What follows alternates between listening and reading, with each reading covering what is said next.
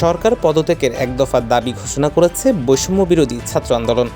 আজ শনিবার রাজধানীর কেন্দ্রীয় শহীদ মিনারে হাজার হাজার মানুষের সমাবেশে বৈষম্য বিরোধী ছাত্র আন্দোলনের পক্ষ থেকে সমন্বয়ক নাহিদ ইসলাম এ ঘোষণা দেন। বিকেল 5:30টায় নাহিদ ইসলাম মাইকে সমবেত মানুষের উদ্দেশ্যে বলেন, মানুষের জীবনের নিরাপত্তা ও সমাজে ন্যায় বিচার প্রতিষ্ঠার জন্য আমরা এক দফা দাবির সিদ্ধান্তে উপনীত হয়েছি।